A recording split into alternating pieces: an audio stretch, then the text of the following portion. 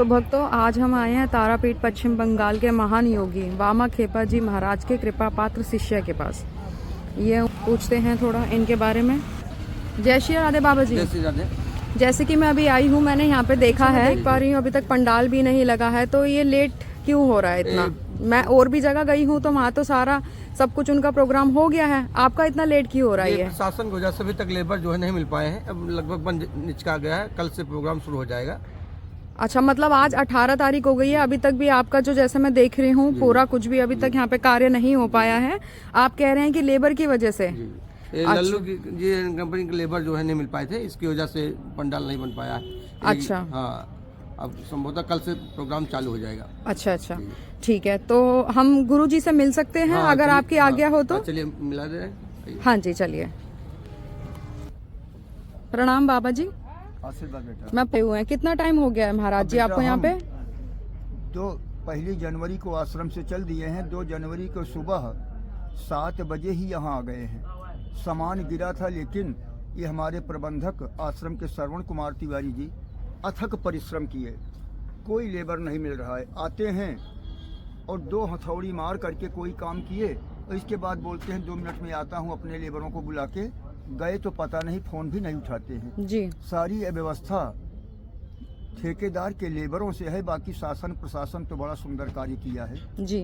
बहुत बढ़िया मेला है, भव्य मेला है, भव्य महाकुंभ है जी। मैं शासन प्रशासन के कार्यकर्ताओं को तो सच्चे मन से प्रणाम करता हूँ। वो देव रूप है, लेकिन ये ठेकेदार केवल संतों का खून पी रहे हैं, परेशान कर रहे हैं बेटा। मैं महाकुंभ प्रयागराज में आई हूँ, मैंने देखा है यहाँ पे काफी महान संत आए हुए हैं, तो उन संतों का सबका अपना अपना अलग अलग मकसद है।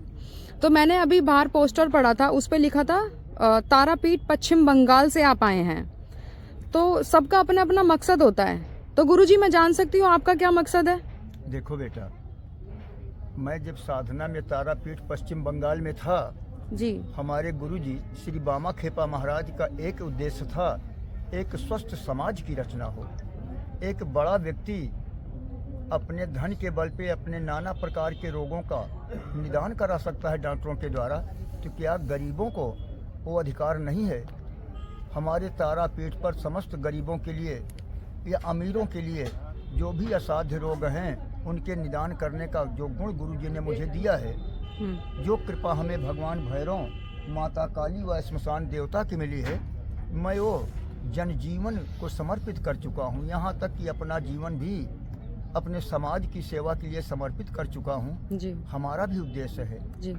बाणी के दान के द्वारा अंदर के बैठे पाप रूपी अंधकार को दूर करना, धर्म रूपी प्रकाश को उनके अंदर भरना, और अपने तंत्र मंत्र की क्रिया या गंगा मैया की कृपा या हनुमंत लाल महाराज की कृपा से, भैरव जी की कृपा से उनके रोगों के निदान का उपाय बताता हूँ जी। और स्वस्थ हो जाते हैं। मेरा मुख्य उद्देश्य है एक स्वस्थ समाज की रचना करना जी। अपने सनातन धर्म का उत्थान करना जी। और हम 84 लाख योनि भटक करके मानव योनि पाए हैं जी जी। और सनातन धर्म में मेरा जन्म हुआ है जी। तो मैं अपने धर्म के लिए समर्पित रहूं।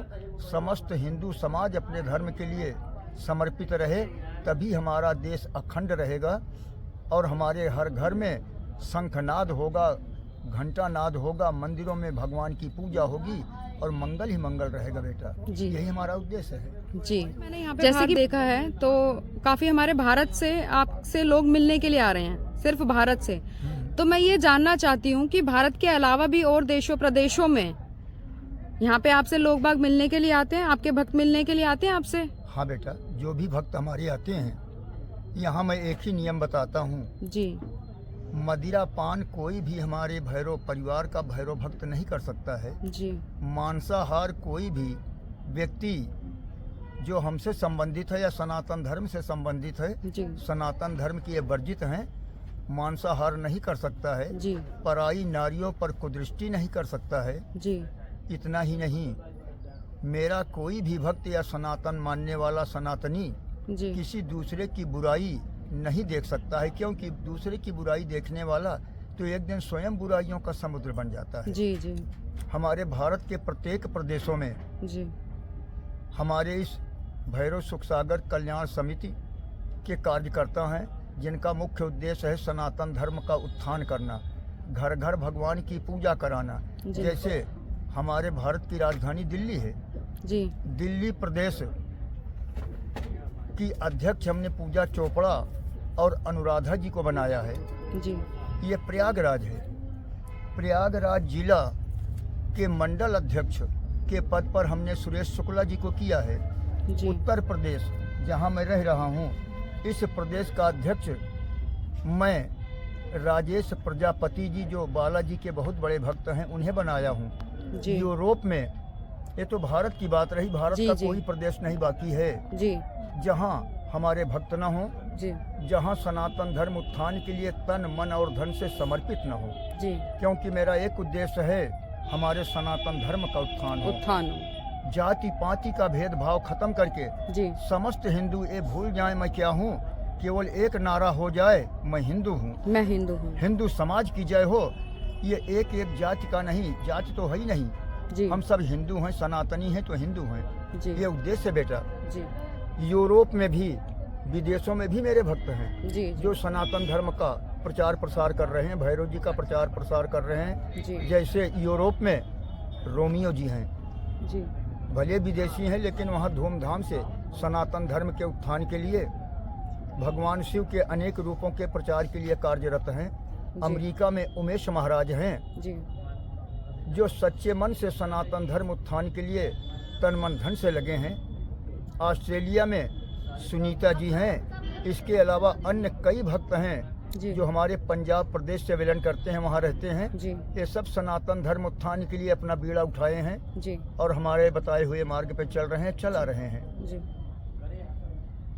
हमारे अन्य प्रदेशों में भी, विदेश में भी ही, सऊदी अरब में एक शोभना ठाकर है जो बिल्कुल सच्चे मन से अपने सनातन धर्म के उत्थान के लिए जाति पाति का भेदभाव मिटाकर केवल सनातन धर्म का झंडा लहरा रही हैं। जी ऐसे बेटा कितना बताऊं, विदेशों में भी सनातन धर्म के लिए तत्पर हैं, हमारी संस्था को बढ़ा रहे हैं, जी भगवान भैरव का, शिव का प्रचार प्रसार कर रहे हैं। जी और सबका एक नारा है, एक स्वस्थ समाज की रचना हो, सनातन धर्म का उत्थान हो, घर घर भगवान की पूजा हो, समस्त नारियों को माँ बहन बेटी के रूप में देखा जाए।